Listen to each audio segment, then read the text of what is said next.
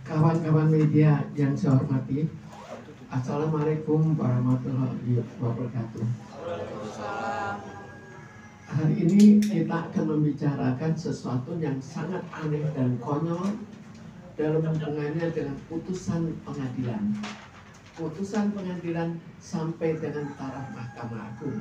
Jadi yang terjadi adalah putusan pengembalian gaji sejak bekerja dari awal sampai sekarang itu puluhan tahun namanya, dan ganti rugi pencemaran nama baik. Sekarang yang jadi pertanyaan, apakah betul? Apa alasannya? Apakah pernah ada nggak yang mengalami gaji sejak awal bekerja harus dikembalikan? Saya pikir mungkin belum ada yang mengalami ya. Dan barangkali saya yang pertama kali mengalami bahwa gaji sejak puluhan tahun saya bekerja, sejak tahun 1971 harus saya kembalikan. Dan bukannya hanya itu, tapi juga pencemaran nama baik Bluebird. Apakah betul Bluebird nama baiknya jatuh di masyarakat? Dan apa yang menyebabkan hal itu jatuh? Apakah ada buktinya? Kita lihat bahwa Bluebird tetap berkembang dan tetap nama baiknya jatuh, walaupun belakangan dengan adanya berita yang bisa saya buktikan memang namanya agak jatuh. Tapi bukan itu yang menyebabkan kerugian yang demikian besar. Jadi di sini kerugian yang dianggap harus saya kembalikan tidak tanggung-tanggung. 140 miliar. 40 miliar untuk gaji yang harus saya kembalikan sejak awal bekerja sampai gugatan ditayangkan. Dan ini sudah disahkan oleh pengadilan, sudah inkrah, dan saya sudah dipanggil untuk membayar 140 miliar. Dan bukan hanya itu, biasanya tidak pernah ada sesuatu yang sifatnya bahan prestasi. Ini kan bukan hutang, tapi bahan prestasi. Kalaupun bahan prestasi itu benar, itu tidak pernah ada yang diturunkan ke anak turunan. Tapi kali ini dari saya diturunkan ke anak turunan. Apa bahayanya? Bahayanya adalah bahwa ini jurisprudensi. Jadi sewaktu-waktu siapapun yang salah bisa menggunakan putusan yang sudah disahkan di saya. Kemudian kita lihat bagaimana sih kejadiannya. Jadi sebetulnya Bluebird dulu pernah ditangkap, terdiri dari 4 kelompok pengusaha yang saling tidak mengenal, yang menyetorkan uang modal mereka, disetor bersama-sama. Tapi sejak 1982 satu persatu tergeser. Bisa dibayangkan, sudah menyetor modal tergeser pada saat Bluebird sudah jaya. Kemudian yang kedua juga demikian. Kalau yang ketiga caranya lain lagi. Itu dilakukan penganiayaan yang oleh pengadilan tidak diakui sebagai penganiayaan, yang dilakukan secara rame-rame terhadap pemegang saham yang pada saat itu berusia 74 tahun, wanita. Jadi 13 hari setelah bapaknya meninggal, anak dan istrinya dianiaya. Dianiaya oleh siapa? Oleh Purnomo, istrinya, anaknya, dan mantunya ikut juga menyaksikan, mantu yang sekarang sudah cerai. Lalu kita lihat lagi bahwa akhirnya setelah satu persatu digeser, jadi saya ini yang digeser terakhir yang lain sudah digeser, baru saya digeser. Entah karena apa, apakah ingin saya bekerja dulu atau barangkali karena saya masih saudara, itu tidak tahu. Tapi di sini akhirnya PT Bluebird Taksi dikuasai oleh Purnomo dan putra-putra kakak kandung saya, termasuk Indra Priawan yang beristri Nikita Meli, yang terkenal sebagai wisatawan mancanegara yang super hebat, super mewah. Sekarang kita lihat lagi bagaimana kan PT Bluebird. Apakah sah? Apa bisa menggugat? Di sini saya bawakan buktinya. Jadi PT Bluebird tidak terdaftar di Kementerian Hukum dan HAM. Jadi sebelumnya dulu terdaftar tahun 71. Tiba-tiba tengah-tengah entah dengan cara apa dihapus. Hapus itu hanya bisa atas permintaan pemegang saham. Tapi kalau saya tidak pernah memberikan persetujuan untuk dihapus. Dan ini tiba-tiba dihapus, bisa kita lihat di sini. Surat dari Kementerian Hukum dan HAM yang menyatakan PT Bluebird Taksi tidak terdaftar di Kementerian Hukum dan HAM. Itu sudah jelas sekali. Tapi kenapa kok bisa berlanjut? Mestinya kalau sudah tidak terdaftar, artinya ilegal. Belakangan baru dilegalkan kembali. Kenapa dibuat ilegal? Karena ada kepentingan, yaitu merek dagang mau dicuri dan sudah dicuri. Kemudian nama dipakai, padahal nama tidak boleh dipakai dengan nama yang milik. Ini kan PT Bluebird Taksi didirikan PT Bluebird dan menggunakan semua fasilitas PT Bluebird. Kenapa bisa dilakukan? Karena perusahaannya dibuat ilegal. Tapi kenapa? Itu langkah pertama. Kenapa kok itu bisa tetap berjalan? Itu sudah suatu yang aneh. Kemudian kita lihat dari segi gaji. Gaji itu pada saat saya pada saat awal berdirinya, saya diminta untuk membantu dengan lengkap, membantu saudara-saudara kandung saya pria untuk bekerja, dan mereka tidak ikut bekerja. Itu riwayat awalnya. Dan jadi akhirnya saya tidak diberi gaji dengan alasan nanti anak-anak saya akan diberikan semua gaji, karena saya sekarang tanpa Bluebird kehidupan saya sudah berkecukupan. Memang saya ada beberapa pekerjaan sampingan. Jadi misalnya saya sekali-sekali ke luar negeri sebagai temporary mental health advisor WHO, terus sekali-sekali juga ke luar negeri sebagai vice president International Council on Alcohol and Addiction di Swiss. Jadi suami juga bekerja sebagai dokter. Jadi memang betul dari sudut itu saya pacar harus mengalah. Tapi seharusnya kan tetap diberikan gaji. Kenapa dijanjikan? Lalu dan bahkan awalnya tanpa posisi. Sejak 1986 akhirnya saya sudah tidak tahan lagi, mau mundur, diberikan posisi sebagai direktur. Tapi walaupun diberikan posisi tetap tidak digaji. Tahun 2000 diberikan gaji. Saya pikir sudah terjadi perdamaian. Ternyata itulah malapetaka bagi saya yang terjadi sekarang. Apa malapetakanya? Pada tahun 2013 seluruh gaji yang pernah saya terima harus dikembalikan. Ini putusan pengadilan sampai dengan putusan Mahkamah Agung. Apakah itu wajar? Apakah ada gaji yang harus diterima kembali, harus dibayar kembali? Kalau mau, kalau saya tidak berprestasi, pecat saja dari awal. Tapi apa buktinya bahwa saya tidak berprestasi? Sekarang sistem komputerisasi di Bluebird itu dibuat oleh saya, sistem program komputer. Lalu kalau memang betul saya tidak berprestasi, pecat saja, karena ini posisi yang terlalu berbahaya. Perusahaannya bisa hancur jika saya tidak bekerja dengan baik. Tapi dari banyak hal saya buktikan saya bukan orang yang tidak berguna dan demikian rendahnya, sehingga pada tahun 2013 ada seorang sekretaris direksi yang mengatakan saya kurang berprestasi. Berdasarkan itu seluruh gaji saya harus dikembalikan. Dan bukan hanya itu, anak-anak saya harus ikut menanggung. Karena apa? Karena suami almarhum, ahli waris harus ikut menanggung. Mana ada.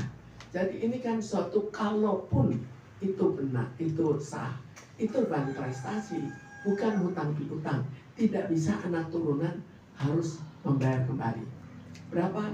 140 miliar. Jadi bisa dibayangkan betapa parahnya yang terjadi di pengadilan yang sangat konyol. Lalu kita lihat lagi kerugian nama baik. Apakah, coba kita di jalan tanya, apakah nama baik Bluebird jatuh? Apakah sekarang sudah bangkrut karena saya? Kan ternyata berkembang. Cuma saham saya sudah diambil. Jadi itu yang saya gugat juga di kepolisian yang sampai sekarang belum selesai. Lalu salah satu alasan lagi adalah bahwa Bluebird tidak diberi rekening oleh bank, nomor rekeningnya itu tidak ada. Kenapa? Tidak terdaftar kok. Lalu kenapa kok saya yang salah? Yang salah kan Bluebird, bukan saya. Kok saya harus membayar 100 miliar? Dari mana? Apakah ada bukti? Kan seharusnya ada bukti. Mencemarkan nama baik, bank juga memberikan bukti. Karena pencemaran nama baik, maka tidak diberikan nomor akun. Jadi di sini saya anggap sudah keterlaluan anehnya. Karir pribadi sudah saya korbankan demi untuk demi untuk saudara-saudara, karena mereka pada saat itu masih melanjutkan sekolah, sedangkan saya sudah lulus. Karena saya proses sekolahnya lebih cepat daripada mereka. Saya proses di SMA saja saya juga loncat sehingga lebih cepat selesai. Jadi di sini yang terjadi ada air susu dibalas dengan air tuba.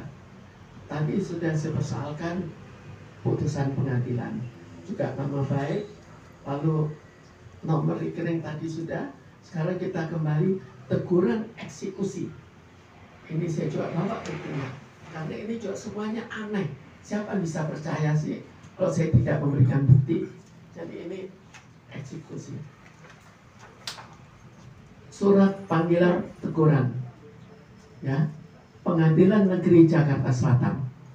Di sini ditulis telah memanggil dengan resmi kepada ahli waris dari almarhum Dudung Abdul Latif, itu suami, yaitu anak saya, dua-duanya dipanggil. Kok lucu? Apakah pernah terjadi? Apakah di kemudian hari nanti siapa yang dihukum mati, anak turunannya bisa ikut dihukum mati? Karena di sini juga ini jurispruden, ini apa ya? Putusan Mahkamah Agung boleh dipakai oleh orang lain. Misalnya saya mau mengambil harta orang lain, saya beritahukan, saya kemudian kebetulan perusahaan saya, direkturnya kita persoalkan saja sampai semua harta harus dikembalikan. Kan itu juga terlalu aneh gitu. Tapi inilah yang terjadi. Lalu kita lihat lagi apa yang terjadi. Di sini ada teguran agar dalam tenggang waktu 8 hari terhitung sejak tanggal teguran, putusan pengadilan negeri harus dilunasi, harus dibayar. Berapa? 140 miliar. Sekarang saya pertanyakan, apa alasannya? Apakah ada suatu bukti? Semua sudah mereka melakukan kesalahan, saya juga yang kena. Contohnya tadi saya kemukakan bahwa Bluebird taksi tidak terdaftar di Kemenkumham.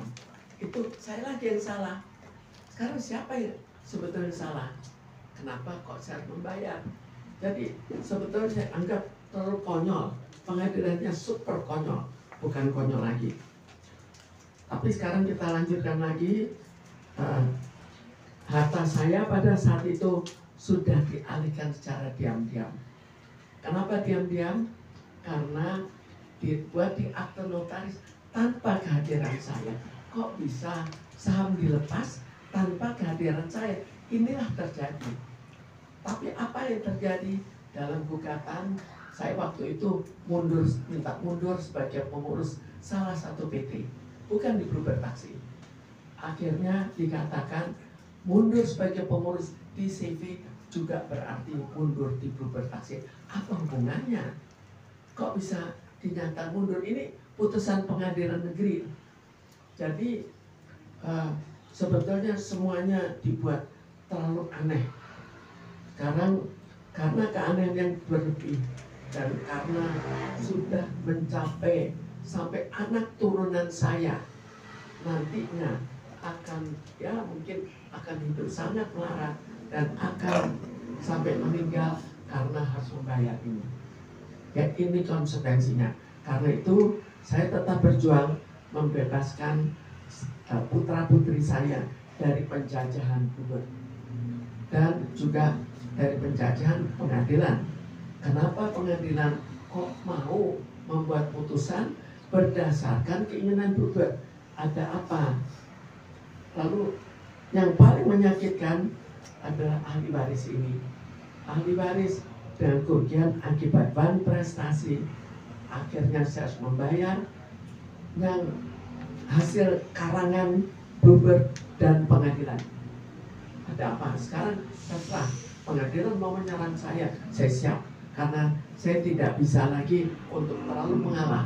Karena ini keterlaluan. Jadi saya bayangkan daripada seluruh anak turunan saya harus meninggal dengan kesengsaraan, saya siap. Mereka mau penjarakan, mau apa, saya siap. Tidak ada jalan lain bagi saya.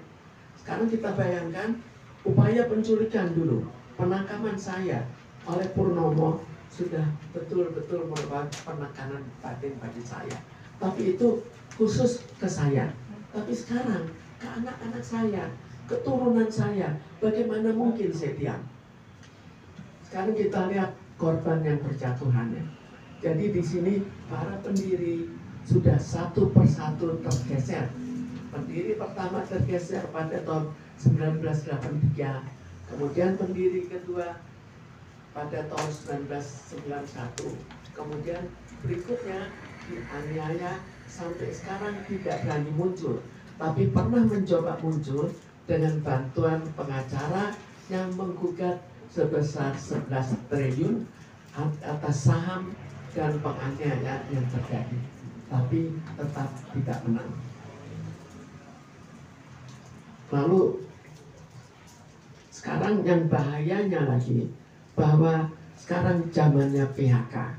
Jadi apa yang terjadi putusan ini dapat dipakai oleh pengusaha-pengusaha yang mau mem-PHK karyawan-karyawannya.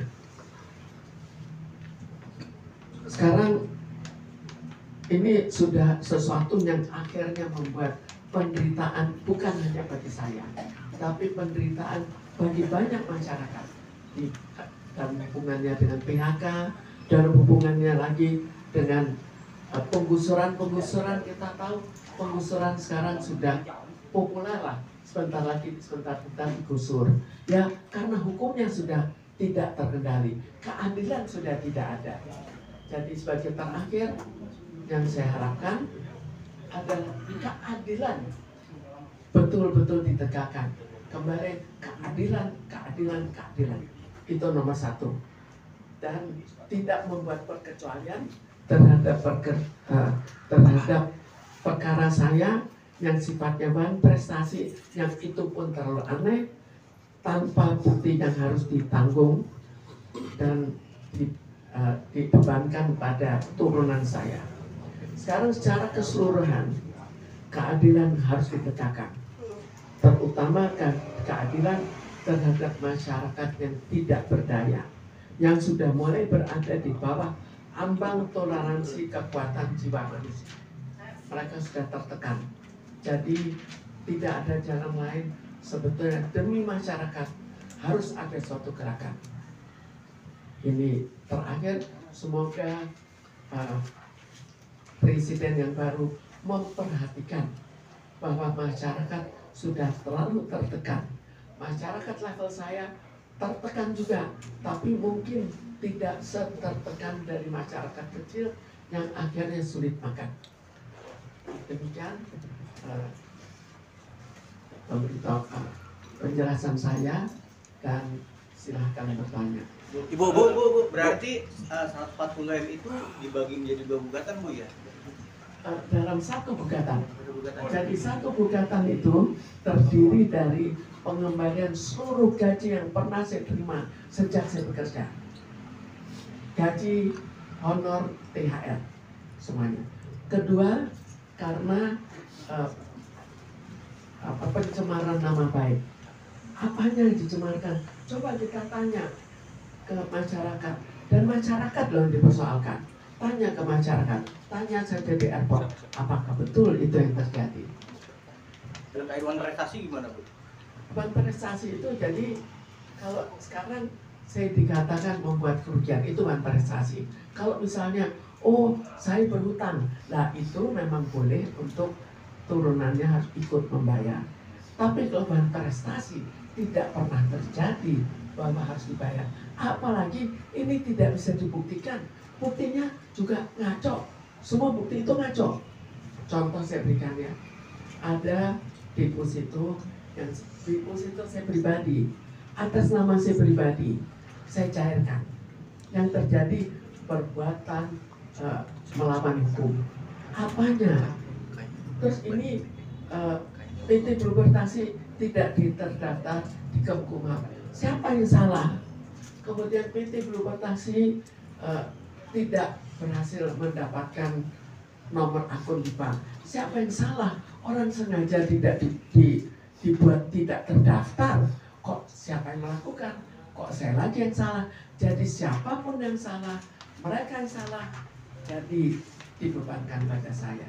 Dan sebetulnya ini jauh lebih banyak yang akan saya utarakan lain kali, karena saya tunggu kalau nanti masih ada waktu maka akan saya utarakan. Kalau tidak, kita mulai dengan tanya jawab. Bu, di tahun 2000 itu kan ada percobaan penculikan, Bu. Ya. Sampai saat ini apakah masih ada itu untuk teror ke anak-anak sama ke ibu juga apakah masih ada Ya. sampai saat ini, Bu? Dan saya merasa masih beruntung bahwa anak saya waktu itu sekolah di luar negeri, akhirnya mereka juga tidak terkena. Saya sendiri yang terkena. Tapi akhirnya juga tidak berhasil. Dan kenapa saya tahu adanya penculikan? Karena para penculik ada yang mundur karena tidak mau melakukan pembunuhan. Mereka mengatakan ini pasti pembunuhan. Dibuat penculik 14 orang, kemudian harus dioper ke penculik level berikutnya 4 orang. Sekarang penculik 4 orang itu profesional. Kira-kira apa? Dan karena mereka setelah 1 tahun tidak berhasil, akhirnya tidak diberikan sesuai dengan perjanjiannya. Karena mereka kesal, kenapa perjanjiannya berbeda, hasilnya berbeda, maka mereka membuat pernyataan resmi di pengadilan dan pernyataan resmi di notaris. Jadi kalau saya mengatakan penculikan itu sah-sah saja karena ada bukti-buktinya, ada bukti legal. Sampai saat ini masih ada teror nggak sih, Bu?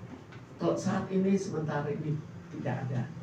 Tapi teror yang sekarang dijalankan adalah teror teror terhadap uang. Jadi sebelumnya kan juga dicoba, polisi juga ikut campur, polisi gampang dibohongi.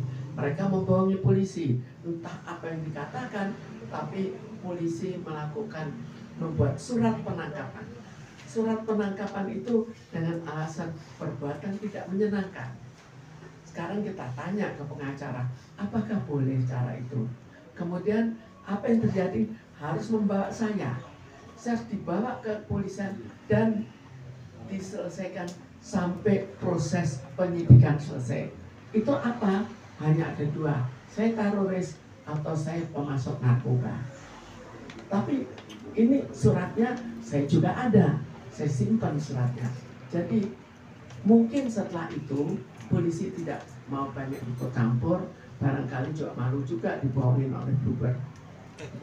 Atas putusan itu tadi, atas putusan pengadilan itu kan bisa dibilang agak menyimpang ya, Bu. Apakah Ibu akan mengajukan banding atau? Saya anggap ini terlalu menyimpang.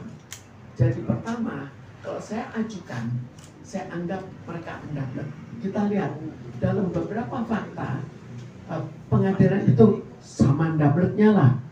Jadi dablek seperti yang terjadi pada Peggy, juga lihat sekian lama baru selesai. Kenapa? Kalau sudah tahu Peggy tidak terlibat, kenapa tidak cepat-cepat sih diselesaikan? Ini kan masuk penjara. Kenapa sekian banyak orang masuk penjara? Sekarang kalau sudah mestinya kan cepat-cepat selesaikan. Sekarang pun cepat-cepat selesaikan karena ada dipenjarakan seumur hidup. Tapi dari Ibu sendiri ada keinginan untuk mengadukan putusan ini ke Komisi Yudisial atau gimana? Saya pernah ke Komisi Yudisial. Komisi Yudisial juga sangat mengecewakan bagi saya. Kita nanti akan terbentur pada macam-macam jebakan. Dan akhirnya kita dikalahkan karena jebakan itu. Sekarang di sebelah sini. Lalu langkah Ibu selanjutnya apa? Pertama, supaya diketahui oleh masyarakat umum. Yang saya harapkan pencegahan selanjutnya terhadap keadilan itu dicegah dulu. Karena kalau saya sendiri yang maju, percuma juga. Jadi biar sama-sama lah. Masyarakat juga sekalian dilindungi dari hal-hal yang terlalu aneh. Karena sekarang dengan sangat mudah kita mau seperti yang suka terjadi, kita mau ambil rumah orang, kita masukkan aja ke penjara.